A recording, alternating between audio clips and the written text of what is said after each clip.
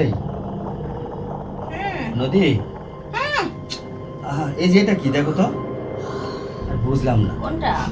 এই যে এটা এটা কি সময় হলে এটা হবে? এটা কি? আচ্ছা যাই হোক, তুমি সকাল হয়ে গেছে কতটা, তুমি এখন ওঠো না কেন? ওঠো, নাস্তা করো না কেন? এই কিসের নাস্তা করবো আমি? হ্যাঁ, কিসের নাস্তা করবো? আজকে থেকে কোনো কথা এ বাড়িতে তোর চলবো না। এ বাড়িতে যা কিছু হবে সব আমার অর্ডার হবে।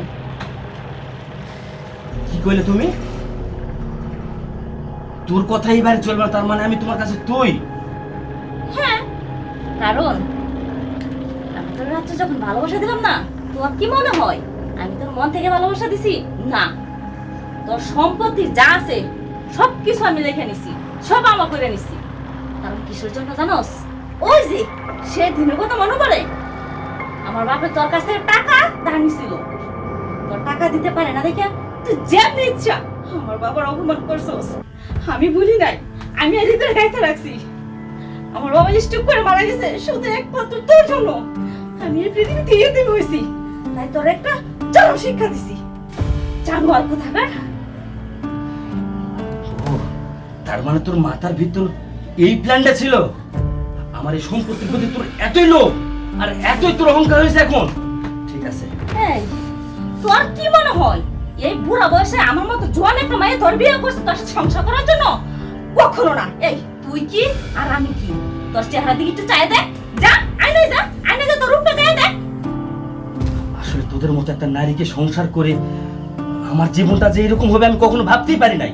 আর তুই এই প্ল্যানটা কেমনে করলি আমার সঙ্গে? করছি তুই যেরকম আমার বাবার সাথে করছিস ঠিক প্রতিশোধ নিছি। আজকে আমার বাবার আত্মা শান্তি পাবে। আর তুই সুদের ব্যবসা করছ না? আমি খবরদার আমার গায়ে হাত দিবি না। এই কার গায়ে হাত দিস? হ্যাঁ, কোনো অধিকার নেই আমার গায়ে হাত দেওয়ার মতো। জানোয়ার কোথাকার। সুদের ব্যবসা যা, তোর স্থির জীবনের জন্য রাস্তার ফকির বানাই দিছি। টাকার অভাব গায়ে দেয়তি যা, ওখান রাস্তায় রাস্তায় ভিক্ষা কর।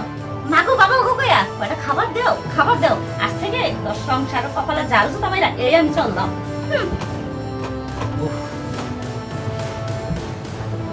তোর মতো নারীর মনে কি এইটাই ছিল?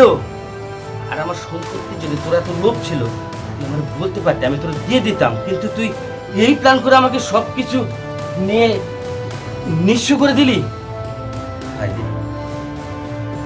আসলে আমি একটা সুদখোর, আর সুদখোর ওই আমি যে ভুলটা করছি, আমার মতো ভুল আপনার কেউ যেন করেন না। দেখলেন তো একটা সুদখোরের কারণে ওটা ফ্যামিলির একটা বট গাছ সে পিতা স্ট্রোক করে মারা গেছে শুধু আমার কারণে।